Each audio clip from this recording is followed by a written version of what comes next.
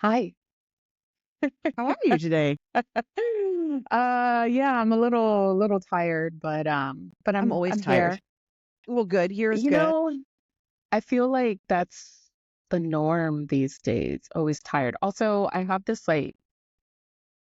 I don't wear my mask all the time because of the way that my asthma has been triggered the past several months. It's really difficult for me to breathe because I also just have like sinus issues. So it's hard for me to breathe through my nose. So I'm a mouth breather. So, but if I'm going somewhere where I know there's going to be a lot of people, like the doctor's office or things like that, like I try to mask up and I always get like this really bad maskne around my mouth. So I have Mm, like this yeah. stuff. I'm just breaking out Speaking all of breathing over. out of your mouth, I use mouth tape at night. Have you tried that? No, what is that? I feel like This that's a is middle-aged thing. Thank you, bitch. But probably. I heard about it on another podcast, an ad for some. I didn't buy the one they mentioned, but I went online and bought some mouth tape. It's literally just tape that goes over your mouth, and it doesn't like hurt because it's a very light adhesive, but it's hmm enough to help sort of just force your mouth closed at night so that you breathe through your nose. And it's supposed to help with things like snoring. I don't know what's helping much with my snoring Okay. because I do snore, but it's also supposed to help with like bad breath, right? Uh-huh. Because your mouth's closed and you get more oxygen when you breathe through your nose. Like it's better for your body to breathe through your nose. hmm So it just like forces you to breathe through your nose. And I've been trying to use that. So this is part of my new like the 60 things I do at night because I guess I am old. Because I have my sleep mask and my mouth guard and I try to use when I remember to the breathe right strips because Yeah, I also have a yeah. hard time breathing. I have one nostril, like I have a deviated septum. Oh my God, so much information. But between the breathe right strip and then the mouth tape, I think it helps. And it's just supposed to be better for you. So something to think about. And listeners, this brings me up one quick thing I want to mention because I just started it and I'm excited.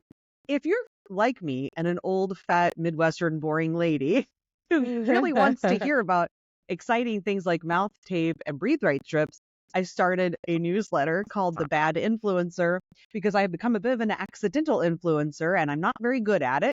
So you can find it on Substack, The Bad Influencer, under my name. And I share really amazing tips like use breathe right strips.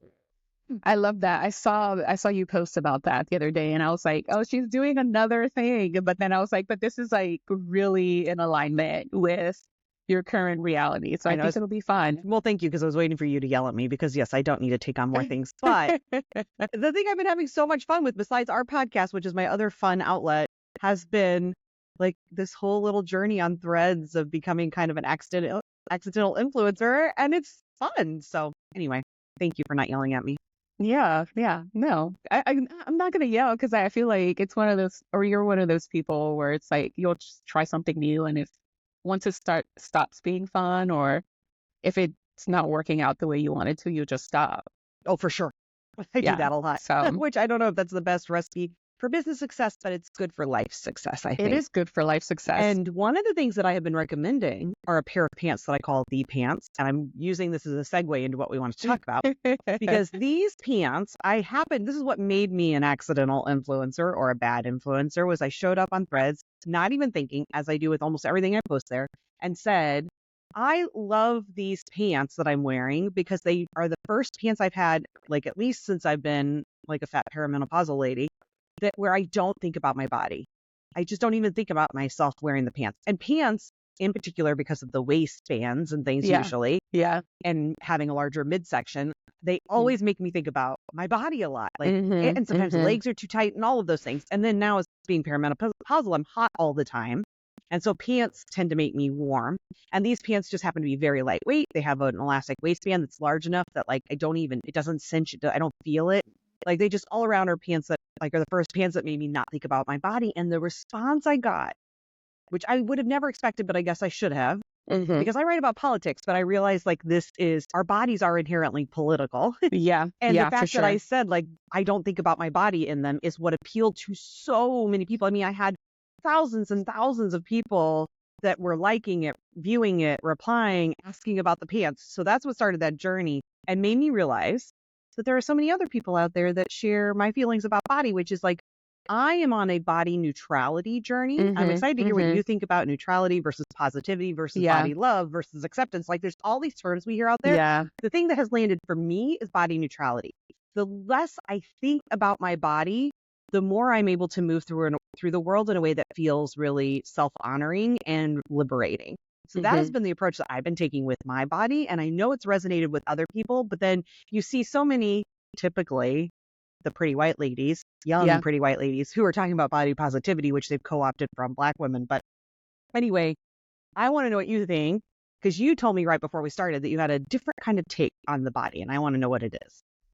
Yeah. It's I guess it's not so much a different take, but a different kind of experience maybe, and maybe it's not that different, honestly. I'm my own person in my own little bubble, right? So but like I have friends who have struggled with like eating disorders and recovering from things like that. Like I have been fat my entire life. Like there's never been a time where I've been skinny.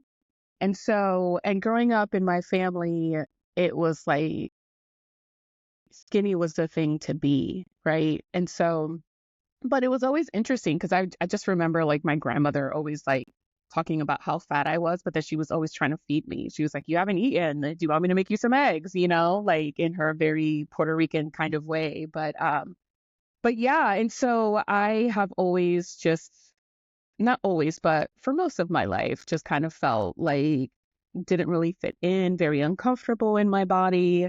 Um, Always trying not to draw too much attention to my body, right? So like wearing clothes that really didn't fit properly and things like that.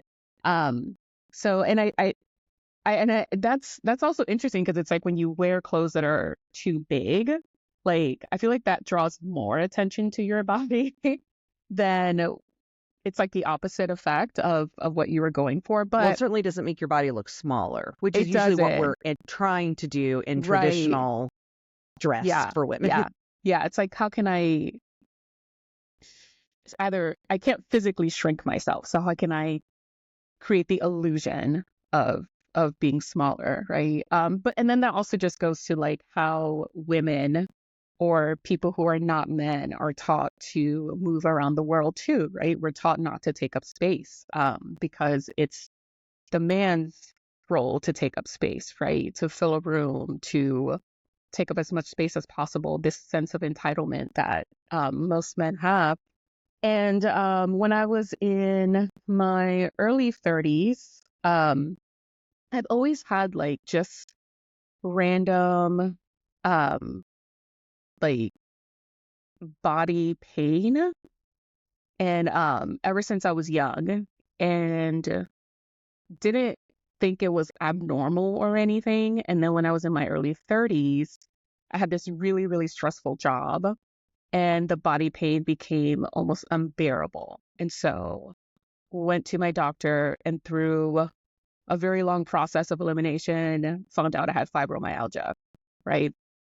So then it becomes this journey of like feeling like I can't trust my body, right? Because on any given day, I can wake up and my body is just going to decide to quit on me. It's going to be like, nope, not today.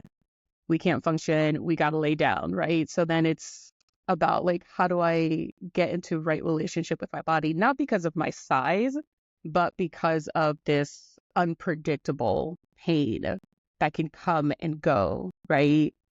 And some of that can be managed, right, through managing stress and triggers and things like that, but that doesn't always work. And you can't control external circumstances, so you just never know what life is going to throw at you that's going to stress you out and trigger you. Um, and a few years ago, I'm about to be 43 for those of you listening, so it's been about a little over 10 years now that I've been dealing with fibromyalgia and all of that. And I'm on medication for it that helps manage it also. But then a few years ago, I was at the heaviest that I've ever been, and it was really taking a toll on my joints. It was really taking a toll on my mood. It definitely was not helping the fibromyalgia. And I had been on this journey of just like, okay, body positivity doesn't really sit right with me because I can't even trust my body. How can I be positive about it? Right. So I I was at the point where I was like trying to figure out, okay, how do I just remain as neutral as possible with my body without hating it and just like completely distrusting it, right? Because then I had got over to the opposite extreme. And so yeah, so a few years ago I was at my heaviest. It's hard to, the thing with fibromyalgia, it's like it's almost like a catch 22, like movement helps it, but movement hurts. So it's like how much movement is enough to like help manage it without getting to that tipping point. You just never know. So I wasn't moving a lot, right? And I was working from home, which means I was sitting a lot. And I have an insane sweet tooth. I don't even remember. So, but I decided to have gastric bypass, to have that procedure done just to kind of help me manage um some of the pain and some of the issues that my weight was creating in conjunction with my fibromyalgia, right? It was at this intersection of weight management and fibromyalgia, like pain management, that I was like, okay, I need to do something because um I can't continue to live with this type of pain at this level for a long period of time. And so having done that, like I feel like the past few years, like living with that, I've almost been like embarrassed to tell people that because I feel like there's this energy around like the body positive community or the body neutrality community, or like let's call it like the fat liberation community, because some people call it that too, where it's like if you decide to do any kind of weight loss, it's like automatically banded as like diet culture and evil and whatnot. And it's like I get that, but also like everybody's context is different. And like you don't know what people have to do to survive, right? Like that's something that I had to decide for myself in order to survive in the body that I have. And Right. so, and my goal wasn't weight loss, it was pain management. I'm still fat. Yeah, it's like Like, what the reason behind that is too, right? It's yeah. interesting because this makes me think of Lizzo, scandal noted. I recognize that there are issues about her that I don't want to get into because it will just take us off track. But she remains a public figure and Hmm. has always been very praised, even idolized by, I think, up until last summer, whenever she had that controversy around some of her staff and HR issues that she's had. Hmm. But up Hmm. until that point, she had been very much like held up as this like example in the fat liberation sort of community of like somebody who's like, take me as I am. I love myself. She's out there and proud, showing her body, wearing whatever she wants and feeling Yeah. like seemingly fully comfortable in that. She has been losing weight lately. And she doesn't, as far as I can tell, I haven't seen her talk about it. Like it hasn't been, there's no befores and afters. There's no like, look at the things I'm doing to lose weight. Hmm. She's just Hmm. adopted a healthy eating pattern. She wants to do a Yeah. plant-based diet. There's lots of science behind why that's good for you and the planet. And she's moving more. And movement is also something that's very important, right? So she's doing these things that I think are leading to weight loss. I don't know her. I don't know if she's doing Ozempic. I don't know if there's anything else, right? Like that's now something that everyone wonders about people when they are Yeah. publicly losing weight. But she's not making it like a thing. It's just Yeah. happening. And yet I have seen some of that sort of backlash to her of like, well, why are you losing weight? Don't you love yourself? What message does this Yeah. send? And it's sort of like we are living in the weirdest of times where like this pendulum swung. And I think in a very necessary way of saying like fat is beautiful, fat is Hmm. great, all bodies are wonderful. Let's love everyone as they are and all of that. And then sort of now I think of where it's almost to this extreme of you're not allowed to want to change your body for any Yeah. reason. Yeah. And even if you communicate what the reason is, well, if you communicate it, that's a problem because now you're acknowledging that you're changing your body and then that brings Yeah. things up. And Yeah. then if you want to change it for reasons that aren't, like people question if that's actually true, right? Yeah. Or is it because you're still a victim of diet culture, still part of this problem? And people who once used you as this like model for themselves of feeling better about in their own bodies are now left kind of questioning themselves, which is tough. That is tough because Hmm. people do need models like, Lizzo and others out there to say, this person's body is being accepted, so I can accept mine. So it's just like, and then we also live in this weird world of Ozempic and, Yeah. all the others, Wegovy and all of these medications that some people literally need, right? Because they Yeah. have diabetes and Yeah. they need it. And or their doctors have determined that they need to lose some weight for health reasons. And then there's all these people who are abusing it just because they Hmm. want to drop pounds and be the thinnest they can be. And now I feel like we're swinging back in this other direction of everyone's supposed to look like Kate Moss again, and that's terrifying. Yeah. So it's Yeah. just the weirdest of times to live in. I It totally agree. is. And it's like, how It do you is. even, like, of course we all have fucked up relationships with our bodies. Of Yeah. course. Yeah. Because the standards keep changing. It's the goal when the goalposts keep moving, like you don't know what to shoot for. And beauty standards over time, like there are so many like memes and videos and like things on social media and journal articles and academic journals and things like that, right? That can testify to this. But like beauty standards change so much over time because it's really contextual on who the icons are of that time, right? Like we're living in an age where I think we're on the back end of like people like Kim Kardashian being iconic, right? Like I feel like that Beyonce, like was, these yeah, larger bottoms yeah, and that like skinny yeah, waist and all of super that. skin waist, thinny waist. Yeah. And so I think we're starting to move away from that a little bit because I feel like I don't see as much of that online or like in the news anymore. I don't see as many pictures, I guess I would say. I think that's a good way to measure it is by images, not by headlines. And so, but all that to say, like, we have to figure out for ourselves, like, what is the appropriate body for me based on not just my lifestyle, the lifestyle that I want to have, but also what my body needs to function in the best way possible. And so I remember when the Lizzo stuff was happening, because I remember she also started showing, like, shooting TikTok videos or something about like the smoothies that she was on, right? And she would always post videos about her working out too. And no one ever said anything about like the workouts. But then when she started doing smoothies, then I think that's when it started where people are like, oh, you're not eating and you're trying to lose weight and this and this and that. So it's like, okay, I can work out as long as I don't change my body.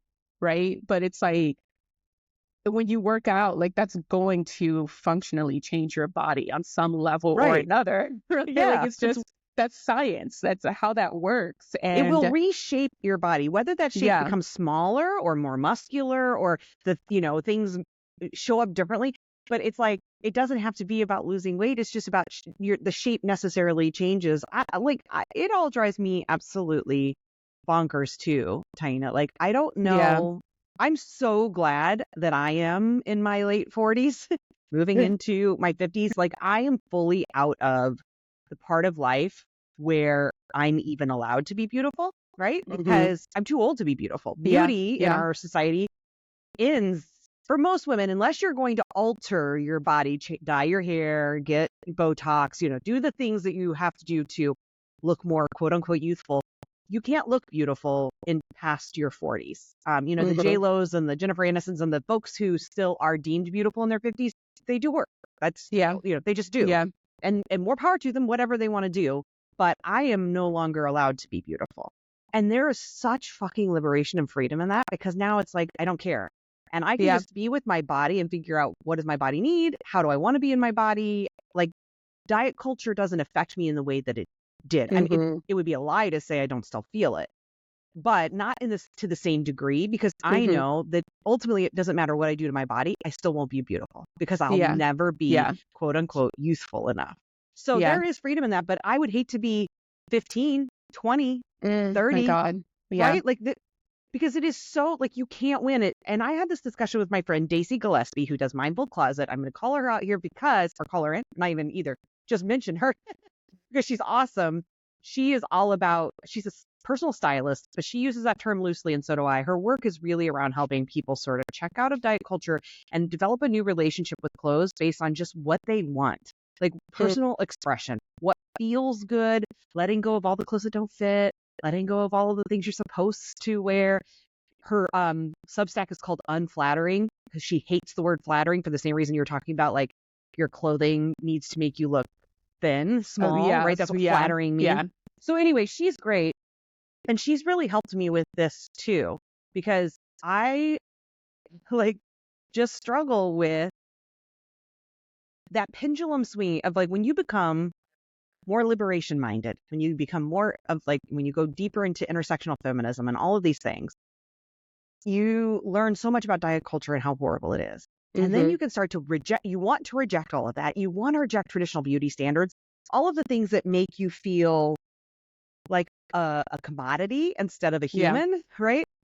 And inside of that becomes like the pendulum can swing so far where you're now rejecting all of it. And this is where I have found myself very often, where I'm like, I'm just wearing pajamas. I don't do my hair. I don't wear makeup. I don't do anything, which is Mm-hmm. okay, except sometimes it leaves me feeling just objectively for myself, like schlubby. I don't know the right Yeah. word, but like, Yeah. just like I Yeah. feel like I'm not even trying to feel good in my skin Yeah. anymore. Yeah. And it's like this rejection of all the other things, but then how do you, and this is the balance I feel like we're talking about, like how do you try to still feel good in your skin, still feel good about how you're presenting to the world and just for yourself without feeling like you're participating in diet culture, you're Yeah. participating in those beauty standards, that you're, losing weight for those reasons versus this is what is healthy for my body. Like there's a lot of mucky stuff in there that can Mm-hmm. get really, really hard to figure out. Yeah, it can be. And I remember, so the surgeon who did my bypass, he was very much like whew, he he was a drill sergeant, and he was like, you got to do keto, no carbs, you got to do keto. Like that's the only way to like be healthy. And so it was like I had to go on a like semi keto diet for like a few weeks beforehand to like lose a few pounds on my own and like get my body into like ketosis. It's a whole thing. It's a whole thing. But then afterwards I was like, okay, well, I know I need protein to heal from the surgery, right? Like the more protein you eat once you've undergone any kind of surgical procedure, or if you have any kind of wound, like protein helps your body heal faster and better. And so I was like, so I'm gonna like keep up the keto thing for like as long as I can, but I'm I'm not giving up bread. Like I make bread at home. Like I have my sourdough starter. Like I'm not giving that up, you know? And so it was for like after the procedure, like I had to figure out, okay, do I want to measure success by the number on the scale, or do I want to measure success by how I feel in my body? And it really became about how I felt in my body, right? Like I didn't want to be so focused on, oh, I've lost X amount of pounds, that then if I decide I want to have dessert for, every night for like a few weeks or whatever, and I gain a couple pounds, that I'm now all of a sudden I'm just like, oh, I'm like regressing and I'm like, getting back to where I was. Like I didn't want to be so anxious about numbers. And so since the surgery, which was a few years ago, I've just been like, okay, I don't, whenever I go to the doctor, like I try not even to look at the numbers on the scale. And I know you can tell them not to weigh you, but I don't care that much. But I'm just like really, really focused on, okay, how do I feel? How does my body feel? And even though I did lose like a significant amount of weight, I'm still fat by society standards. Like I still have like a double stomach, like I still have flabby arms, like all of that. But I am trying to take it day by day on how I feel, because the fibromyalgia is still there. Like losing the weight didn't completely get rid of the fibromyalgia. And I knew that it wouldn't, I knew that it wouldn't, but I knew that it would help. It would make it easier for me to move in the way that I wanted to move. Like I just remember one of the first times I talked to a doctor about it, and this was when I was living in LA. So I thought about getting the bypass for like 5 years before I actually did it, because I was just like, what are people going to think? Like, I'm supposed to be this feminist person. Like, I don't want people to think I bought into diet culture. I was, embarrassed about it. And so it was a long time coming for me. But I remember one of the first conversations I had with an initial doctor that I consulted with, I was like, they're like, what are your goals for this? And I was like, I just want to be able to dance again. Like, I couldn't even just like dance around my house without being in pain, like in so much pain. I couldn't like garden the way that I do now, which is not even that much, but like I couldn't, spend that time. I couldn't go for a walk. Like I couldn't, like all of those things. And some of that I still can't do because of other issues that I've been other medical issues that I've been having. But I can garden a little bit now. I can move around the house. I can clean. Like things just like basic cleaning around the house was like painful. Not because of my weight, but because of my weight and the fibromyalgia, right? And so again, it was about living at that intersection of pain management and weight loss that I was like, okay, something needs to change. I can't change the fibromyalgia, but I can change the weight. So that's my doorway into better pain management. And I don't dance a lot, but I have been lately very, very obsessed with Chappell Roan. And it is the first time in a very, very long time that I have listened to music that has made me want to dance. And I've actually just like danced around the house for like You know the 30 moves for seconds. the HOTTOGO? I haven't. I Look mean, at me. I do know the moves. That's not one of my favorite songs of Oh, hers. I That's do actually that one of move my in least my favorite kitchen. songs. I wish I could get it out of my head. It's an earworm. Like I'm to the point of it, almost being sick of All it of her because it's music just in my head. is, I know. Well, I wanted to talk about Chappell Roan a little bit too, even though she's certainly not a fat icon. She's thin. More power to her. But what I do feel like, and I hope she stays true to who she is, because the way I feel about her right now is she shows up very authentically and does not give two shits about society standards. She feels to me a lot like how I felt about Lady Gaga years ago, and not hmm how Lady Gaga maybe has evolved. More power to her as well, but she doesn't feel like the fuck society icon that she once did. I still think she is hmm to some degree, but there are things I've seen that have felt a little less like that. But yeah, Chappell Roan has that feeling. And I love her too. One of the things I just posted about on Threads was I love the fact that she talks about, I could use the word cunnilingus because I'm so old, but she talks about eating out. And I mentioned her, and along with like everywhere.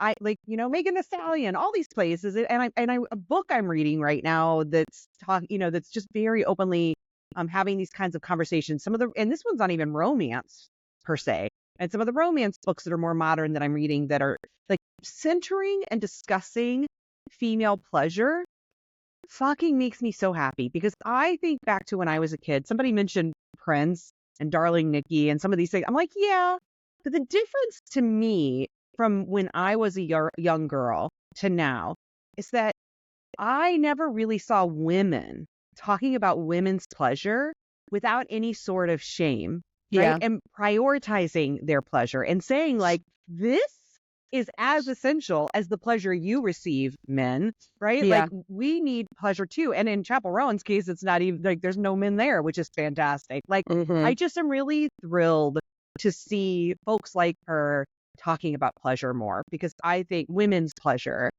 in that way that's so shame-free. We just need Yeah, more of that. And yeah, that to me is yeah, what really gets me excited about her. Even like I love the music. It's fun. It's so fun. But the word, like there's stuff to it. It's not just yeah, the fun. yeah, It's that there is this message around like yeah. There's women are depth fucking to it. powerful and we Yeah, deserve pleasure, and I don't give two shits what you think. Like that, we need more of that. I love it. yeah, yeah. And I think that's a really great also way to frame like this whole like feeling good in your body, right? Like so much of our lives, we are taught that like pleasure is a bad thing, right? Like, I mean, I grew up like super hardcore Christian, and it was like, you don't talk about sex, you don't engage in any kind of sexual activity until you're married. And then when you do, it's all about like servicing your husband or whatever, and making sure he gets his rocks off or whatever. And so, like, this idea of like pleasure as a woman identified person in this society, like that is really hard to tap into. Like, I mean, I have friends who like hardly ever orgasm with male partners. Me And too, it's and it's like, sad. why do you keep going back to him? Like, Well, or and why it's, haven't you learned to be, because listen, I think many women aren't going to have an orgasm with a male partner as in just through yeah, penetration. That's a very small percentage of women yeah, have penetrative orgasms, right? But what makes me sad is that they don't feel comfortable or empowered enough to be able to say, my pleasure is important in this exchange as yeah, well. And yeah, here's how we're going to make that happen, yeah, right? We're not yeah, leaving this until that happens. And that those men feel threatened by that, because there are a yeah, lot of men who feel threatened by a vibrator, who feel threatened by yeah. a woman saying, I'm not going to have pleasure through your penis alone. We Mm-hmm. have to find some other Mm-hmm. things to make this happen.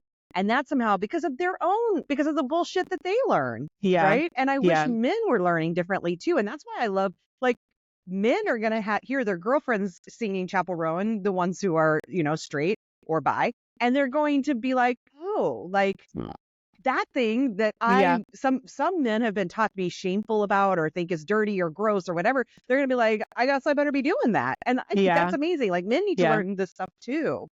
Yeah, and not that like you can't have pleasure without an orgasm, right? Because you can totally have a sexual encounter and not have an orgasm, and it can Yes. be the most pleasurable experience of your life. So it's not like we're not trying to like idolize this orgasm, but like when you're not having an orgasm and then I ask you, well, was it good? And then it's like, well, not really. And it's like, okay, then like don't like just get yourself in the words of Chappell Roan, a wand and a vibrator, right? A wand and a rabbit, and like just do your own thing and like figure out how to pleasure yourself. But like just being back in your body. I think when you don't feel good in your body, there's a sense of disconnection there, right? Like you feel like you're dissociating from your body. And I think that's kind of like what you were alluding to when you're like, when I'm in my pajamas and I don't do my hair and I don't do my makeup and it's like you kind of feel schlubby. And it's because there's this sense of like detachment of you from your body. And so like it can happen on anywhere along the spectrum, right? Like it's not either or, right? Like you can be so into the body positivity or the body neutrality or the fat liberation and just be like, well, fuck it. I'm just going to do whatever I want with my body, but that doesn't necessarily mean that it's also healthy. And so Right. It's not it honoring your can, body. yeah, because again, it's like, what is going to help make your body feel good? What's going to help make you feel good in your body, right? Like, where is that pleasure coming from? And when we talk about pleasure as liberation, it's not just sexual pleasure, right? It's, do you feel good enough in your body to dance around in the living room to this song that you cannot get out of your head, even if nobody's watching, right? Like, and you Which I was feel like, doing in the kitchen yesterday, by the yeah, way. exactly. And I you was feel doing like the HOTTOGO. silliest person alive, but it just feels so good. Like, do you feel good enough in your body when you wash the dishes, when you are out with your friends having a drink or something like It that? goes And back too so, to what we very started with, which had nothing to do with it, but now does, because it also is, do you feel good enough your body to be able to get sleep?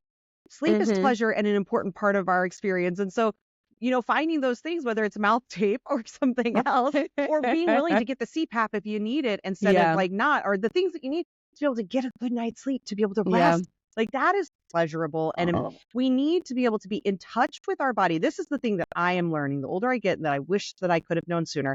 And I feel like we have to bring up trauma, because if we don't, we're not being full in this experience, because hmm trauma for so many of us, especially women and girls, but also boys and men, our bodies are the source of so much of our yeah, trauma. So often, whether it's physical violence, sexual violence, judgment, the bullying, like there are so many things that happen that our bodies become the source of a lot of our trauma.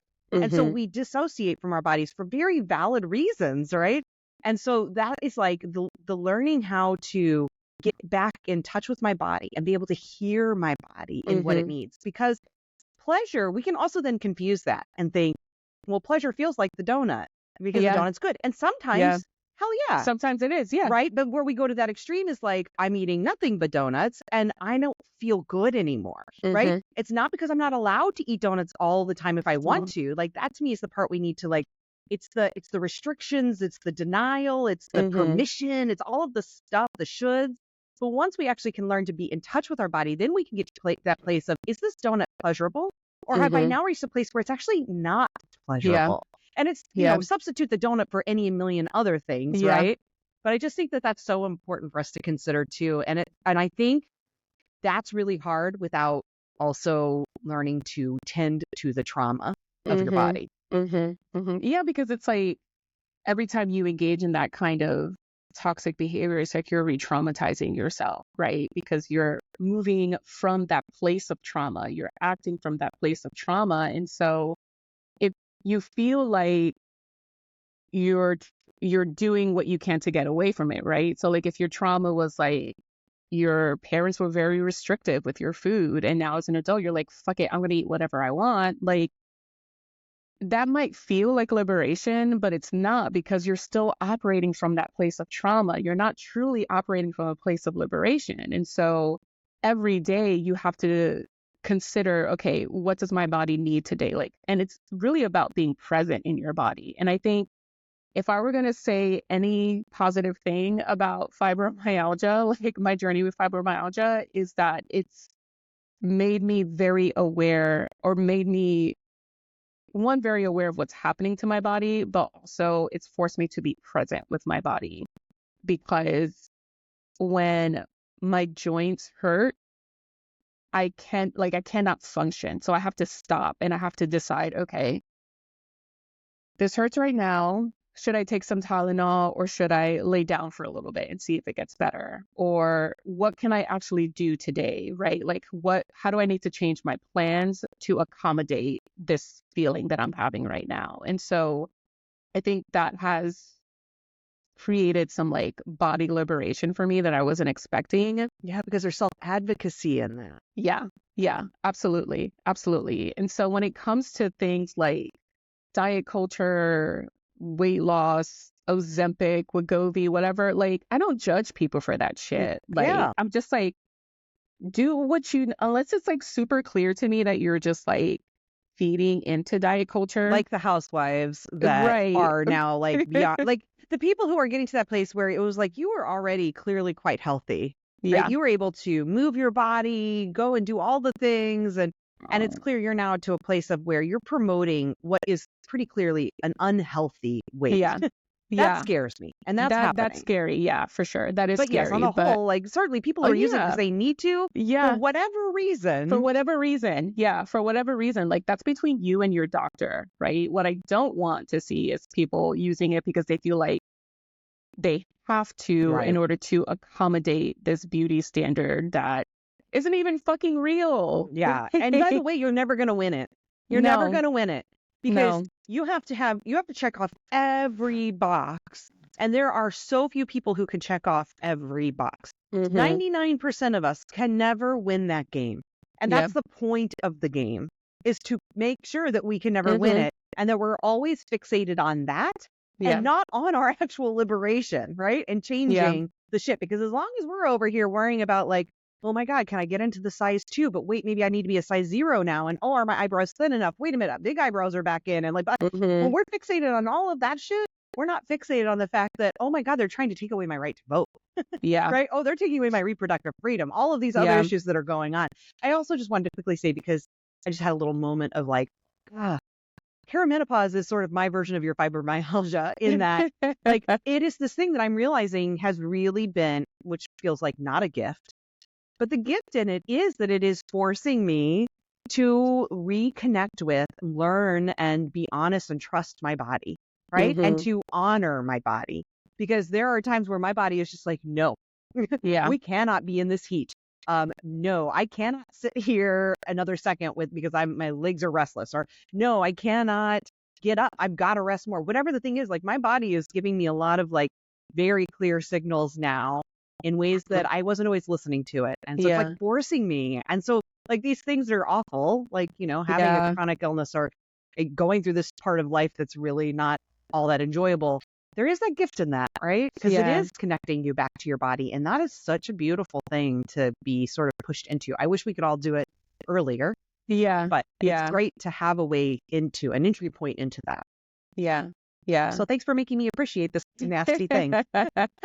Yeah, I mean, it's hard. It's hard because, again, I'm just like, for so long, I hated my body because I was fat. And then for so long, I hated my body because of the fibromyalgia. And so now it's like, okay, I don't hate my body. I don't love it, right? I don't love that I have this like Yeah, unpredictable pain, but it's mine and I need to take care of it. I need to pay attention to it and figure out, or not figure out, but like, stay attuned to what it needs day in and day yeah, out. And I think that is a liberatory practice in for and of sure. itself.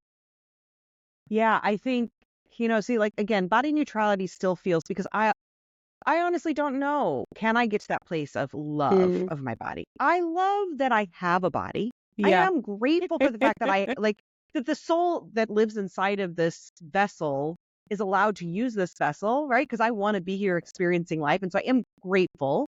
I love that it's possible. But when I look at my body in the mirror, I'm not at that place being able to say, and I try, but I can't honestly say I love this body, right? I can say I Hmm. love you when I look into my eyes and like see the soul of me. I can say I love you, but I don't Yeah. necessarily say I love this body.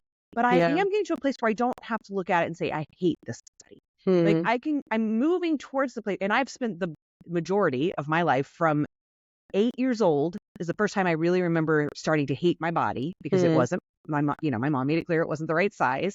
I love you, mom, if you're listening. I know because you did this. You were told the same things. And so that's 40 years that I've hated my body. And it's only in these last couple of years I'm getting to a place where I can look and say, I don't hate my body. Yeah. I'm getting to a place of just being able to say, that is my body. And that's if I can just finish my days being able to say, this is my body, Yeah. free from judgment, whether it's love or hate, just free from like it Yeah. is a body. This is a body. I exist inside this body. Like that to me feels liberatory.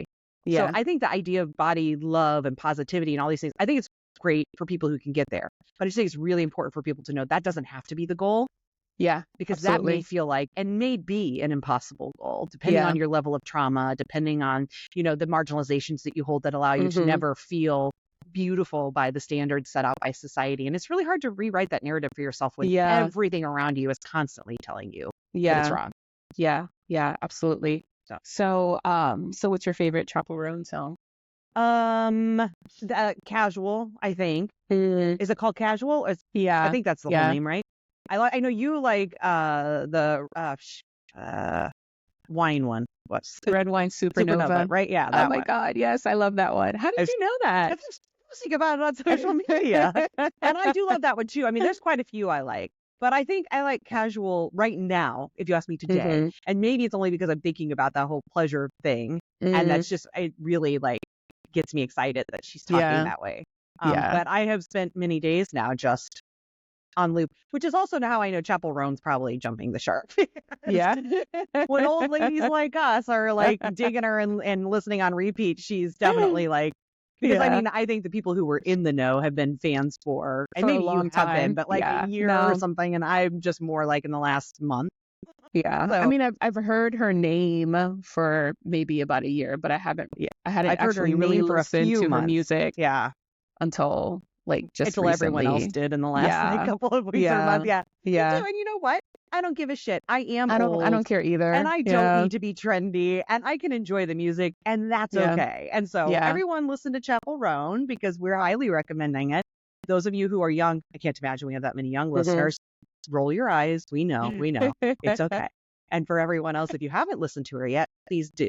And thank you to Please everybody who's been do. listening because we're Yeah. at like 500 downloads or 500 listens, Yay. which may not seem Thanks, like a ton, y'all. but that feels exciting to me. It Like, does feel exciting. It yeah, feels very exciting. And I think just one more thing about Chappell Roan and the way that she performs her alter ego, right? Because that's not her real name, right. And by the way, right? she's a Missouri girl like me. I noticed that, and I was like, I wonder if she's from anywhere close to She's Becky. right by my But grandma. But okay, so I do know the area very well, but she's yeah, about 3 hours from. okay. But her persona on stage is very drag-esque, Yeah. which is like Very Lady a Gaga back in the day, or yeah, still which is sometimes. a performance of a certain type of masculinity, right? So like I think even in that she's like subverting this like icon, this like female pop girly icon, right? Like she is dressing as a man, dressing as a woman. Mm-hmm. And so I love that she's so campy and that she's like kind of taking this I'm a sexy superstar kind of thing and just like really turning it on its head. And For so, sure. I mean, as she wears that like very thick white makeup, it's hmm almost like Marie Antoinette. Like it's very yeah, like it's very yeah, fun, very performance. Also, if you don't know her story, she's a really good model for never giving up.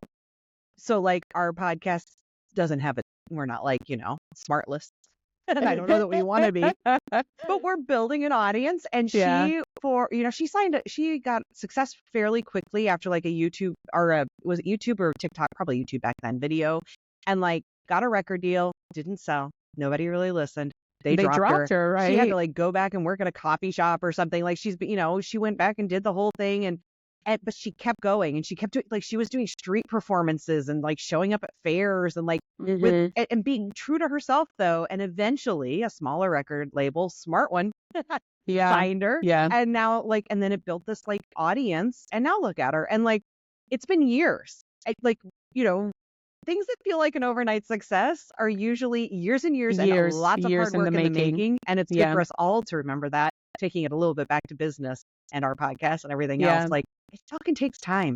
it Takes does. time. It And just does. stay true to yourself. Yeah, I remember reading that book, The Tipping Point by Malcolm Malcolm Gladwell. Gladwell.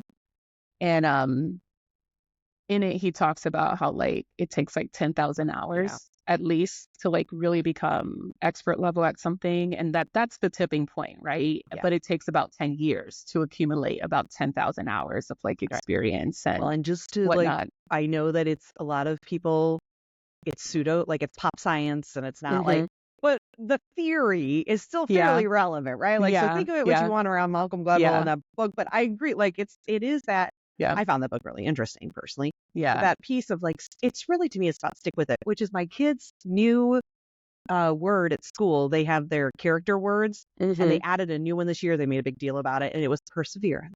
And I think that Oh, is very fitting. And it hopefully soon we'll is. have an episode with my kiddo. As soon as he gets a day off school when we record, we're going Yeah, to do an episode with him. So make sure you subscribe so that you can catch that because Gus is a star. yeah. I can't wait to do that episode with Gus. It's going to be so much fun. Me either. Well, thank you. I thought this one was fun. I love that when we barely, like we said, let's talk about bodies. And then I said, can we talk about Chappell Roan too? And it all just like, it's amazing how it all just Yeah, works out. yeah. I thought It's it was all great. connected. It's all connected. Bullshit. Right? All of it's connected. I agree. Well, thank you. It was good to see you again, Taina. You as well.